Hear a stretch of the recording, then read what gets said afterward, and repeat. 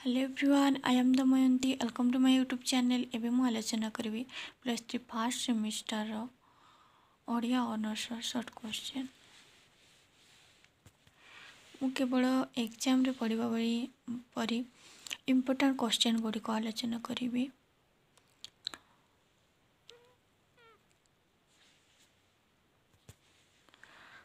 चर्चार नाम सुकुमार सेन कौन करथिले? चर्चा गीति पदावली। हरप्रसाद शास्त्री चर्चा गीतिका कहा सहित तुलना करथिले? कीर्तन। सरह पादଙ୍କ जन्मस्थान केउठी? उड्डडियान। सरह केउं भाषारे अभिज्ञ थिले? संस्कृत। किए महासबर नाम परिचित? सबरीपा। यहाँ आम बेले एग्जाम रे पड़ी थिला। लुईपा केउं बासी? उड्डडियान बासी। बौद्ध सिद्धाचार्य साधनार आधार और उपादान कौन? बौद्ध सिद्धाचार्य साधनार आधार थिला तंत्र, साधनार उपादान थिला नारी, साधन संगीनी। एटा मध्य इम्पोर्टेंट क्वेश्चन। महाजन साधनार त्रिकाया कौन? धर्मकाया, संभोगकाया, निर्माणकाया। सहज जानर मूल तत्व कौन? बोधिचित्त समुत्पाद। यहाँ मध्य एग्जाम रे आम बेले पड़ी थिला।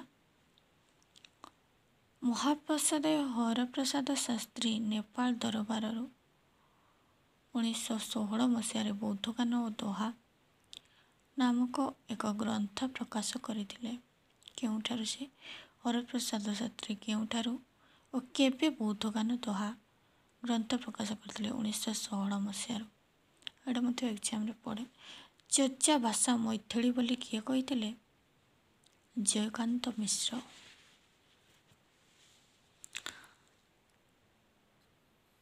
हरप्रसाद शास्त्री केतोटी चर्चार समाहार रे बौद्धगान और दोहा देही पुस्तक को प्रकाश करथिले? 1916 मसीह 50टी चर्चार समाहार रे हरप्रसाद शास्त्री बौद्धगान और दोहा नहीं पुस्तकटी प्रकाश करथिले। बेंडाल साहेब केतोटी चर्चा को नहीं पुस्तक प्रकाश करथिले? 28। चर्चार अन्य एक अर्थ अध्ययन और समीक्षा। एटा मध्य इम्पोर्टेंट। चर्चाचर्य आश्चर्य चर्चाचर्यटी कौन? आश्चर्य चर्चाचर्यटी चर्चार विशेषण। ओडिया नाथ साहित्य रे गोटी गोटिए मूल्य रत्न रूपे किए विराजित? शिशुवेद, गोरेख संहिता, अमरकोश गीता, मत्स्येन्द्र गीता, सप्तांग जगधारण, अष्टांग जगधारण इत्यादि। केउं धर्म पर ओडिया साहित्य रे नाथ धर्मर प्राबल्य सृष्टि होइतिला? बौद्ध धर्म। नाथ धर्मर आदि गुरु गोरखनाथ। एटा मध्य एग्जाम रे पड़े बहुत टाइम। आदिनाथंक नाभिरु किए सृष्टि होइतिले? मत्स्येन्द्रनाथ। यूनिट 2 सारला साहित्य सामाजिक सांस्कृतिक और साहित्य। क्वेश्चन नंबर 1 सारला दास को केबे आविर्भाव होइतिला? पंचदश शताब्दी रे आविर्भाव होइतिले। उत्कलार व्यास किए? कवि सारला दास। कवि सारला दास केउं देवींको आशीर्वादरु विभिन्न ग्रंथ रचना करथिले? सारला देवींको आशीर्वादरु। शूद्र कवि और माटीर कवि भावे काहाको कुहा जाइछि? प्रथम साहित्य मर्यादा पाइथिबा कवि सारला दास को शूद्र कवि और माटीर कवि भावे ग्रहण करा जाइछि। ବ୍ୟାସଦେବ କୃତ ସଂସ୍କୃତ ମହାଭାରତ ଅବଲମ୍ବନରେ ସାରଳା ଦାସ କ'ଣ ରଚନା କରିଥିଲେ? ସାରଳା ଦାସ ଓଡ଼ିଆ ମହାଭାରତ ରଚନା କରିଥିଲେ। ଲକ୍ଷ୍ମୀ ନାରାୟଣ ବଚନିକା ଓ ବିଚିତ୍ର ରାମାୟଣ କିଏ ରଚନା କରିଥିଲେ? ଲକ୍ଷ୍ମୀ ନାରାୟଣ ବଚନିକା ଓ ବିଚିତ୍ର ରାମାୟଣ କବି ସାରଳା ଦାସ ରଚନା କରିଥିଲେ। ସାରଳା ମହାଭାରତରେ ଥିବା କେତେକ ଲୋକପ୍ରିୟ ପ୍ରାଚୀନତର ଦୃଷ୍ଟାନ୍ତ ଦିଅ। ଝିମିଟି ଖେଳରୁ ମହାଭାରତ। ପ୍ରଥମ ଯୁଦ୍ଧରେ ଭୀମ ହାରେ। ଗଙ୍ଗା ବୋଇଲେ ଥିବି ଗାଙ୍ଗୀ ବୋଇଲେ ଯିବି ଇତ୍ୟାଦି। ଏଇଟା ମଧ୍ୟ ଏକ୍ଜାମରେ ଆସେ। ୟୁନିଟ୍ 3 ବଳରାମ ଦାସ ଓ ଜଗନ୍ନାଥ ଦାସ। ବ୍ରହ୍ମ ଗୀତାର ରଚୟିତା କିଏ? ବଳରାମ ଦାସ। ଜଗନ୍ନାଥ ଦାସ କେଉଁଠାରେ ଜନ୍ମଗ୍ରହଣ କରିଥିଲେ? ପୁରୀ ନିକଟବର୍ତ୍ତୀ କପିଳେଶ୍ୱର ଶାସନରେ ଏକ କୁଳୀନ ପରିବାରରେ ଜନ୍ମଗ୍ରହଣ କରିଥିଲେ। ଜଗନ୍ନାଥ ଦାସ ଭାଗବତଟି କେତେ ସ୍କନ୍ଧ ବିଶିଷ୍ଟ? 11 ସ୍କନ୍ଧ ବିଶିଷ୍ଟ। ବଳରାମ ଦାସଙ୍କ ପିତାଙ୍କ ନାମ ସୋମନାଥ ମହାପାତ୍ର ଏବଂ ମାତାଙ୍କ ନାମ ଯମୁନା ଦେବୀ। ଭାବ ସମୁଦ୍ରରେ କେତୋଟି ପଦ ରହିଛି? 748। କାନ୍ତ କୋଇଲିର ରଚୟିତା ବଳରାମ ଦାସ। ଅମରକୋଷ ଗୀତାର ରଚୟିତା ବଳରାମ ଦାସ। ଗୁପ୍ତ ଭାଗବତ ଗୀତାର ରଚୟିତା ଜଗନ୍ନାଥ ଦାସ। 5 ଜଣ ସାଧକଙ୍କର ନାମ ବଳରାମ ଦାସ, ଜଗନ୍ନାଥ ଦାସ, ଅଚ୍ୟୁତାନନ୍ଦ ଦାସ, ଯଶୋବନ୍ତ ଦାସ, ଶିଶୁ ଅନନ୍ତ ଦାସ। ପଞ୍ଚସଖା ଯୁଗର କବିଙ୍କ ସମୟରେ ପୁରୀର ଗଜପତି ରାଜା କିଏ ଥିଲେ? ପ୍ରତାପରୁଦ୍ର ଦେବ। ପଞ୍ଚସଖାଙ୍କର ଆରାଧ୍ୟ ଦେବତା କିଏ? ସ୍ୱୟଂ ଜଗନ୍ନାଥ। ଶ୍ରୀ ଚୈତନ୍ୟ କେବେ ଓଡ଼ିଶାକୁ ଆସିଥିଲେ? 1510। ଏଇଟା ମଧ୍ୟ ଏକ୍ଜାମରେ ଆମ ଭଳି ଆସିଥିଲା। ପଞ୍ଚସଖା କେଉଁ ପୁରାଣ ଓ ଓଡ଼ିଶାରେ ଘରେ ଘରେ ପରିଚିତ ଥିଲା? ଜଗନ୍ନାଥ ଦାସଙ୍କ ଭାଗବତ, ବଳରାମ ଦାସଙ୍କ ରାମାୟଣ, ଅଚ୍ୟୁତାନନ୍ଦ ଦାସଙ୍କ ହରିବଂଶ ଓଡ଼ିଶାର ଘରେ ଘରେ ପରିଚିତ ଥିଲା। ବଳରାମ ଦାସଙ୍କ ପିତାମାତାଙ୍କ ନାମ ସୋମନାଥ ମହାପାତ୍ର ଓ ମାତା ଯମୁନା ଦେବୀ। ଅତିବଡ଼ି ଉପାଧି କିଏ କାହାକୁ ଦେଇଥିଲେ? ଶ୍ରୀ ଚୈତନ୍ୟ ଜଗନ୍ନାଥ ଦାସଙ୍କୁ ଦେଇଥିଲେ।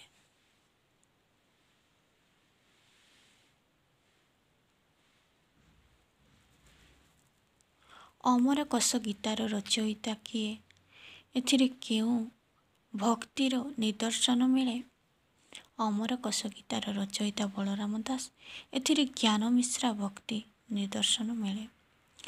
ବଉଳା ଅଧ୍ୟାୟ ବା ବଉଳା ଗାଈ ଗୀତର ଲେଖକ ବଳରାମ ଦାସ। ୟୁନିଟ୍ 4 ଅନନ୍ତ ଦାସଙ୍କ ନାମ କ'ଣ ଥିଲା? ଶିଶୁ ଅନନ୍ତ ଦାସ। ସେ 1493ରେ ଜନ୍ମ। ଶିଶୁ ଅନନ୍ତଙ୍କ ସମାଧି ପୀଠ କେଉଁଠି ଅଛି? ପୁରୀ ଜିଲ୍ଲାର ବାଲିପାଟଣାରେ।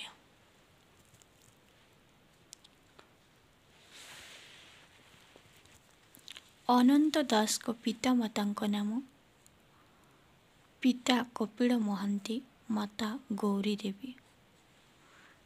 ଏକାକ୍ଷର ମନ୍ତ୍ରଟି କବିଙ୍କର କେଉଁ ପୁସ୍ତକରେ ବର୍ଣ୍ଣନା କରାଯାଇଛି? କବିଙ୍କର ଗୁରୁଭକ୍ତି ଗୀତାରେ ପ୍ରକାଶ କରାଯାଇଛି। ପରାର୍ଥ ବା ଆଗତ ଭବିଷ୍ୟରେ କ'ଣ ବର୍ଣ୍ଣନା କରାଯାଇଛି? ଆଗତ ଭବିଷ୍ୟ ପ୍ରସଙ୍ଗ ବର୍ଣ୍ଣିତ ଅଛି। ଯଶୋବନ୍ତ ଦାସଙ୍କ ପିତାମାତାଙ୍କ ନାମ? ପିତା ନାମ ଜଗନ୍ନାଥ ମଲ୍ଲିକ, ମାତା ନାମ ରେଖା ଦେବୀ।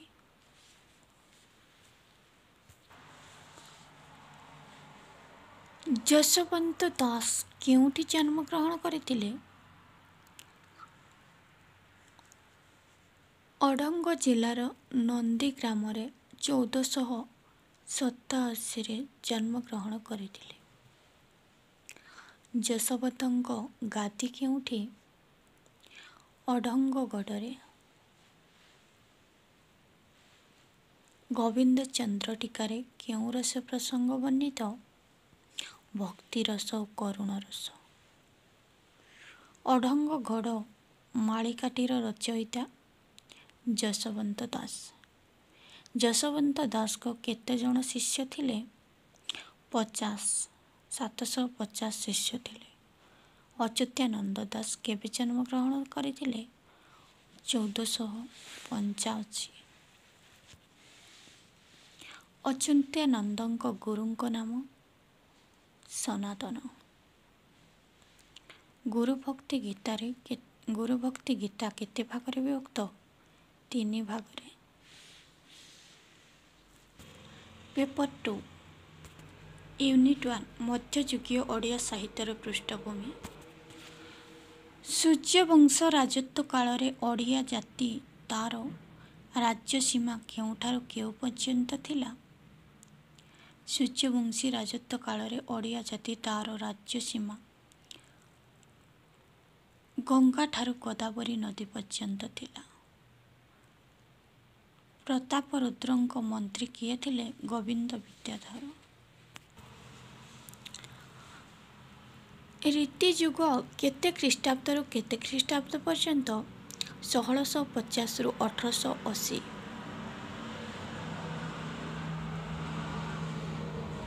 ରୀତି ଶବ୍ଦର ଅର୍ଥ କ'ଣ? ବିଶିଷ୍ଟ ପଦରଚନା। କେଶଦାସ କିଏ? କେଶଦାସ ଥିଲେ ଜଣେ ହିନ୍ଦୁ ପୀଡ଼କ। ସେ ତୀର୍ଥ କରିବା ସମୟରେ ପୁରୀ ଯାଇ ଜଗନ୍ନାଥ ମନ୍ଦିର ଅଧିକାର କରିବା ପାଇଁ ମନ୍ଦିର ବେଢ଼ାରେ ରହି ଭିତରୁ କବାଟ ବନ୍ଦ କରିଦେଇଥିଲେ। ଏଇଟା ଏକ୍ଜାମ୍ରେ ଆମ ବେଳେ ପଡ଼ିଥିଲା। ସନ୍ଧିର ସର୍ତ୍ତ କ'ଣ? ସନ୍ଧିର ସର୍ତ୍ତ ଥିଲା ଓଡ଼ିଶାର ରାଜଜେମାଙ୍କୁ ଦିଲ୍ଲୀ ବାଦଶାହଙ୍କ ଅନ୍ତଃପୁରକୁ ପ୍ରେରଣ କରିବା। ଶାହାଜାହାନ କେବେ ପୀଡ଼ିତ ହୋଇଥିଲେ? 1657ରେ। ଏଇଟା ମଧ୍ୟ ଏକ୍ଜାମ୍ରେ ଆସେ। ଆଉରଙ୍ଗଜେବଙ୍କ ଶାସନକାଳ କେବେ? 1658ରୁ 1707। ହିନ୍ଦୁ ମନ୍ଦିର ଭଙ୍ଗାଯାଇ ସେଠାରେ କ'ଣ ନିର୍ମାଣ କରାଯାଇଥିଲା? ସେଠାରେ ମସଜିଦ୍। ଶାହାଜାହାନଙ୍କ ଦରବାର କିପରି ଥିଲା? ମୋଗଲ ସମ୍ରାଟ ଶାହାଜାହାନଙ୍କ ଦରବାର ଥିଲା ବୈଭବ ଓ ଐଶ୍ୱର୍ଯ୍ୟପୂର୍ଣ୍ଣ। କେଶଦାସ କେବେ ପୁରୁଷୋତ୍ତମ ଦେବଙ୍କୁ ପରାସ୍ତ କରିଥିଲେ? 1607। ମୁର୍ସିଦ କୁଲି ଖାଁ କେବେ ମୃତ୍ୟୁବରଣ କରିଥିଲେ? 1727। ପ୍ରାଚୀନ ଭାରତର ଜ୍ଞାନକୋଷ କିଏ? ବେଦ। ଭାରତର ପ୍ରସିଦ୍ଧ ବ୍ୟାକରଣ ଗ୍ରନ୍ଥ ନିରୁକ୍ତ ଓ ନିର୍ଘଣ୍ଟ। କାବ୍ୟାଳଙ୍କାର କିଏ ରଚନା କରିଥିଲେ? ରୁଦ୍ରଟି। ସାହିତ୍ୟ ଦର୍ପଣର ରଚୟିତା ବିଶ୍ୱନାଥ କବିରାଜ। କାବ୍ୟାଦର୍ଶର ରଚୟିତା ଦଣ୍ଡୀ। ମଧ୍ୟକାଳୀନ ରୀତିଯୁଗ କେତେ ଖ୍ରୀଷ୍ଟାବ୍ଦରୁ କେତେ ଖ୍ରୀଷ୍ଟାବ୍ଦ? 1680ରୁ 1790। ମଧ୍ୟଯୁଗ ସମୟରେ କେଉଁମାନେ ଶାସନ କରୁଥିଲେ? ମୁସଲମାନମାନେ। ଉପେନ୍ଦ୍ର ଭଞ୍ଜଙ୍କ 2ଟି କାଳ୍ପନିକ କାବ୍ୟର ନାମ ଲାବଣ୍ୟବତୀ କଟିକ ବ୍ରହ୍ମାଣ୍ଡ ସୁନ୍ଦରୀ। ଏଇଟା ମଧ୍ୟ ଏକ୍ଜାମ୍ରେ ଆସେ। କେଉଁ ବିଷୟକୁ ଅବଲମ୍ବନ କରି ରୀତିକାବ୍ୟ ରଚନା କରାଯାଇଥିଲା? ପୌରାଣିକ ଓ କାଳ୍ପନିକ ବିଷୟକୁ ଅବଲମ୍ବନ କରି। ରଘୁନାଥ ବିଳାସର ରଚୟିତା ଧନଞ୍ଜୟ ଭଞ୍ଜ। ଉପେନ୍ଦ୍ର ଭଞ୍ଜ କେଉଁ କାବ୍ୟ ସ-ଆଦ୍ୟ ନିୟମରେ ରଚନା କରିଛନ୍ତି? ସୁଭଦ୍ରା ପରିଣୟ। ଆଉ କ-ଆଦ୍ୟ ନିୟମରେ କଳା କୌତୁକ। ବ-ଆଦ୍ୟ ନିୟମରେ ବୈଦେହ୍ୟ ବିଳାସ। ଏ 3ଟା ମଧ୍ୟରୁ ଯେଉଁଟା ହେଲେ କ୍ୱେଶ୍ଚନ୍ ଆସେ। ଏକ୍ଜାମ୍ରେ ଆମ ବେଳେ ଆସିଥିଲା ଏଇଟା ବୈଦେହୀଶ ବିଳାସଟା। ଓଡ଼ିଆ ଜାତିର ପ୍ରତୀକ କିଏ? ଶ୍ରୀ ଜଗନ୍ନାଥ।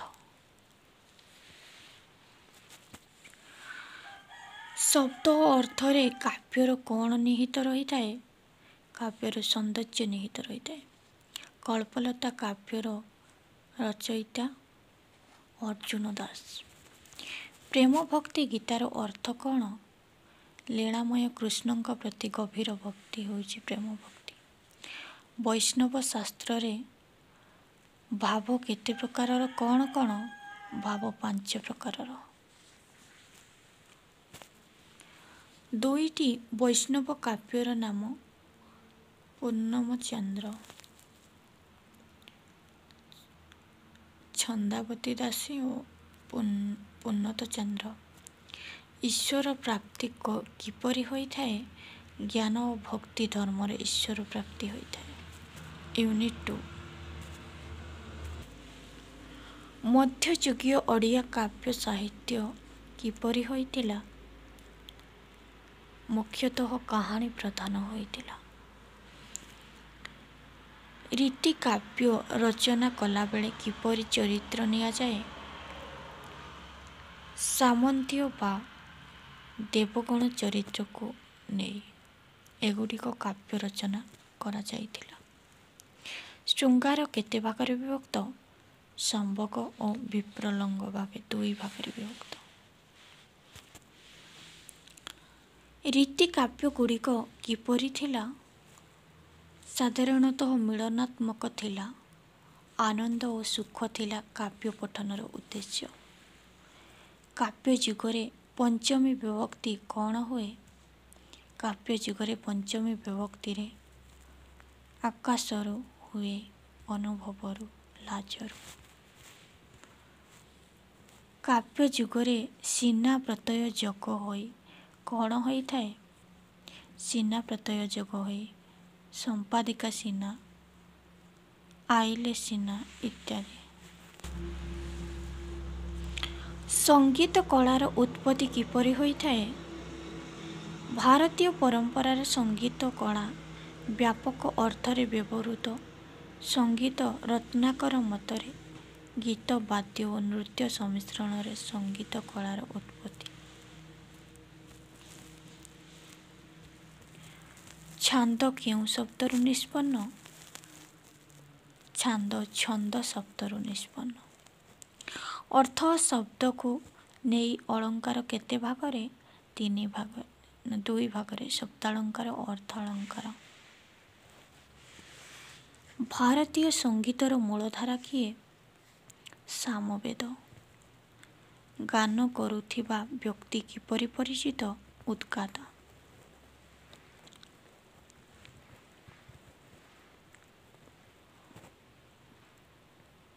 ଜୟଦେବଙ୍କ ଅନବଦ୍ୟ କୃତି କ'ଣ?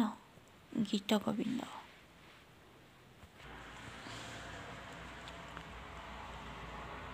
ସଂସ୍କୃତ ଅଳଙ୍କାରିକ ଗୁଣ ସାହିତ୍ୟର କାବ୍ୟିକ ସୌନ୍ଦର୍ଯ୍ୟ କ'ଣ କହନ୍ତି? ଅଳଙ୍କାର। ଅଳଙ୍କାରର ଆଦ୍ୟ ପ୍ରବର୍ତ୍ତକ ଭାମହ। ଏଇଟା ଏକ୍ଜାମ୍ରେ ଆମ ବେଳେ ଆସିଥିଲା। ଆଚାର୍ଯ୍ୟ ବାମନ ଅଳଙ୍କାର ବିଷୟରେ କ'ଣ କହିଛନ୍ତି? କାବ୍ୟମ୍ ଗ୍ରାହ୍ୟମ୍ ଅଳଙ୍କାରମ୍। ଏଇଟା ମଧ୍ୟ ଆସେ ବହୁତ ଟାଇମ୍। ଅଳଙ୍କାର କାହାର ଅସ୍ଥିର ଧର୍ମ ଅଟେ? କାବ୍ୟର ଅସ୍ଥିର ଧର୍ମ ଅଟେ। ଶବ୍ଦାଳଙ୍କାରର କିଏ କିଏ? ଅନୁପ୍ରାସ, ଯମକ ଓ ଶ୍ଳେଷକୁ ଶବ୍ଦାଳଙ୍କାର କୁହାଯାଏ। ଅନୁପ୍ରାସ ଅଳଙ୍କାର କାହାକୁ କୁହାଯାଏ? କୌଣସି ବାକ୍ୟରେ ବ୍ୟଞ୍ଜନ ବର୍ଣ୍ଣର ସାମ୍ୟ ରହି ସେହି ବ୍ୟଞ୍ଜନ ବା ବ୍ୟଞ୍ଜନ ବର୍ଣ୍ଣ ସମୂହର ସାଦୃଶ୍ୟ ଜନିତ ପୁନରାବୃତ୍ତି ହେଲେ ତାକୁ ଅନୁପ୍ରାସ ଅଳଙ୍କାର କୁହାଯାଏ। ଯମକ ଅଳଙ୍କାର ଭିନ୍ନାର୍ଥବୋଧକ ଏକ ପ୍ରକାରର ଶବ୍ଦ କ୍ରମାଗତ ଆବୃତ୍ତିକୁ ଯମକ ଅଳଙ୍କାର। ଆଦ୍ୟ ଯମକ ପାଦର ଆଦ୍ୟରେ ଯମକ ରହିଲେ ଆଦ୍ୟ ଯମକ। ପାଦର ଅନ୍ତରେ ଯମକ ରହିଲେ ଅନ୍ତ ଯମକ। ପାଦର ସର୍ବତ୍ର ଯମକ ରହିଲେ ସର୍ବ ଯମକ।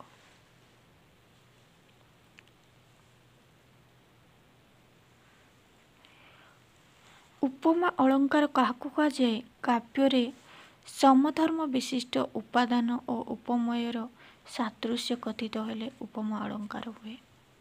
ଉତ୍ପ୍ରେକ୍ଷା କେତେ ପ୍ରକାରର? ବାଚ୍ୟୋତ୍ପ୍ରେକ୍ଷା ଓ ପ୍ରତୀୟମାନ ଉତ୍ପ୍ରେକ୍ଷା। ପ୍ରକୃତ ବସ୍ତୁରେ ଅପକୃତ ବସ୍ତୁରେ କେବଳ ତର୍କଣା କରାଗଲେ ତାକୁ ଉତ୍ପ୍ରେକ୍ଷା ଅଳଙ୍କାର କୁହାଯାଏ। ରୀତି ସାହିତ୍ୟରୁ ଅନନ୍ତ ନା ଅନ୍ୟ ଯମକର ଏକ ଉଦାହରଣ ଦିଅ। ବନ ପ୍ରକାଶିତ ସୁମନସର ମହିକି ଆଣିଲା ସୁମନସର।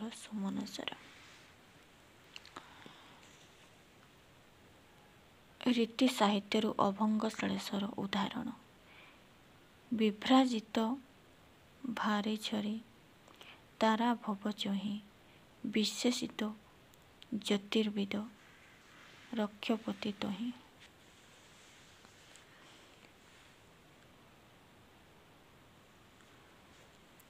ରୀତି ସାହିତ୍ୟରୁ ସାଙ୍ଗ ରୂପକ ଉଦାହରଣ। କବିତା ବନିତା କବିତା ପିତା କହିବା ଲୋକତା ଉପମାତା କଲେ ତାକୁ ଭୋଗ ରସିକ ନେତା କେତେ ହିଁ ଅବା ରହିବ ଯୋଗ୍ୟତା। ଛାନ୍ଦ ଶବ୍ଦ କେଉଁଠୁ ଆସିଅଛି? ସଂସ୍କୃତ ଛନ୍ଦସ ଶବ୍ଦରୁ ଓଡ଼ିଆ ଛନ୍ଦ ଶବ୍ଦ ନିଷ୍ପନ୍ନ। ଭାରତୀୟ ସାହିତ୍ୟରେ ଛନ୍ଦକୁ କେତେ ଭାଗରେ ବିଭକ୍ତ? ବୈଦିକ ଓ ଲୌକିକ ଦୁଇ ଭାଗରେ ବିଭକ୍ତ। ଲୌକିକ ଛନ୍ଦକୁ କେତେ ଭାଗରେ ବିଭକ୍ତ? ଲୌକିକ ଛନ୍ଦକୁ ମାତ୍ରିକ ଓ ବର୍ଣ୍ଣିକ ଭେଦରେ ଦୁଇ ଭାଗରେ ବିଭକ୍ତ। ବୃତ୍ତ ଛାନ୍ଦକୁ କେତେ ଭାଗରେ ବିଭକ୍ତ? ଦୁଇ ଭାଗରେ, ସମଛନ୍ଦ ବିଷମ ଛନ୍ଦ। ୟୁନିଟ୍ 3 କେଉଁ ଶୃଙ୍ଗାର ଭାରତୀୟ ସଂସ୍କୃତ ଓ ପରମ୍ପରାରେ ପ୍ରସିଦ୍ଧ? ଧର୍ମ ଶୃଙ୍ଗାର। କାମ ଶୃଙ୍ଗାର କାହା ଉପରେ ଆଧାରିତ? ବୈଷ୍ଣବୀୟ ରସ ଶାସ୍ତ୍ରର ମୌଳିକ ତତ୍ତ୍ୱ ଉପରେ ଆଧାରିତ। ଶୃଙ୍ଗାରକୁ କେତେ ଭାଗରେ ବିଭକ୍ତ? ଦୁଇ ଭାଗରେ, ସମ୍ଭୋଗ ଓ ବିପ୍ରଲମ୍ବ। ବାହାର ପରବର୍ତ୍ତୀ ଅବସ୍ଥା ପୂର୍ବରାଗୀ। କାହାର ପରବର୍ତ୍ତୀ ଅବସ୍ଥା? ପୂର୍ବରାଗୀ। ମିଳନର ପରବର୍ତ୍ତୀ ଅବସ୍ଥା ପୂର୍ବରାଗୀ। କେଉଁ ଶୃଙ୍ଗାରରେ ତ୍ୟାଗର ମହତ୍ତ୍ୱ ସ୍ୱୀକୃତ? ବିପ୍ରଲମ୍ବ। ଶୃଙ୍ଗାରିକ କବି କିଏ? ଉପେନ୍ଦ୍ର ଭଞ୍ଜ। ରସ ଭେଦରେ ଆଦି ରସ କାହାକୁ କୁହାଯାଏ? ଶୃଙ୍ଗାର ରସକୁ। ବିଭାବ କାହାକୁ କୁହାଯାଏ ଓ ଏହା କେତେ ଭାଗରେ? ସ୍ଥାୟୀ ଭାବର ପୁଷ୍ଟି ସାଧନକୁ ବିଭାବ କୁହାଯାଏ। ଏହା ଦୁଇ ପ୍ରକାରର, ଆଲମ୍ବନ ଓ ଉଦ୍ଦୀପନା। କରୁଣ ରସର ସ୍ଥାୟୀ ଭାବ କ'ଣ? ଶୋକ କରୁଣ ରସର ସ୍ଥାୟୀ ଭାବ। ଏହାର ବର୍ଣ୍ଣ କପୋତ ଓ ପାଣ୍ଡୁର ବର୍ଣ୍ଣ ଦେବତା ଯମ। ରୌଦ୍ର ରସର ଦେବତା କିଏ? ରୌଦ୍ର ଏହାର ଅଧିଦେବତା ରୁଦ୍ର। ବର୍ଣ୍ଣ ରକ୍ତବର୍ଣ୍ଣ ଏହାର ସ୍ଥାୟୀ ଭାବ କ୍ରୋଧ। କେଉଁ ଶୃଙ୍ଗାର ବିୟୋଗ ଶୃଙ୍ଗାର? ବିପ୍ରଲମ୍ବ ଶୃଙ୍ଗାର। କେଶର ସୌନ୍ଦର୍ଯ୍ୟ ବିଭା ପ୍ରକଟନ ପାଇଁ କବି କେଉଁ ସବୁ ପଦ ଗ୍ରହଣ କରିଛନ୍ତି? କାଦମ୍ବିନୀ, ଜିତକେଶୀ, ନୀଳଘନ, ସମକୁଟିଳ, କୁନ୍ତଳ। ମଧ୍ୟଯୁଗୀୟ କାବ୍ୟରେ କାହାକୁ ପ୍ରାଧାନ୍ୟ ଦିଆଯାଇଥାଏ? ନାୟିକାକୁ ମୁଖ୍ୟ ଉପାଦାନ ଭାବେ ଗ୍ରହଣ କରାଯାଏ। ମଧ୍ୟଯୁଗରେ କେଉଁ ସବୁ ଅଳଙ୍କାର ପ୍ରୟୋଗ କରାଯାଏ? ଅନୁପ୍ରାସ, ଶ୍ଳେଷ, ଯମକ, ରୂପକ, ଉତ୍ପ୍ରେକ୍ଷା। ଉପେନ୍ଦ୍ର ଭଞ୍ଜର ଦୁଇଟି କାଳ୍ପନିକ କାବ୍ୟର ନାମ ଲାବଣ୍ୟବତୀ, କୋଟି ବ୍ରହ୍ମାଣ୍ଡ ସୁନ୍ଦରୀ। ଏଇଟା ଆମ ବେଳେ ଏକ୍ଜାମରେ ଆସିଥିଲା।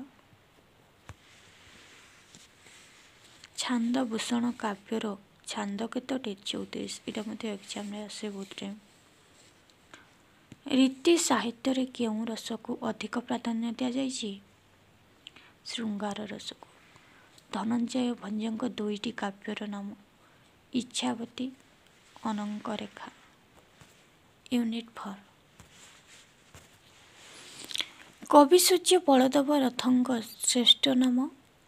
କିଶୋର ଚନ୍ଦ୍ରାନନ୍ଦ ଚମ୍ପୁ। ପ୍ରମୋଦ ଚମ୍ପୁର ରଚୟିତା? ବଳଦେବ ରଥ।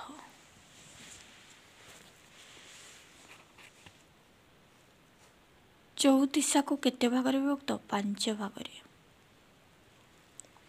ଚୌପଦୀକୁ କେତେ ଭାଗରେ ବିଭକ୍ତ? 2 ଭାଗରେ। ଚମ୍ପୁର ଆଙ୍ଗିକ କିପରି ପରିକଳ୍ପିତ?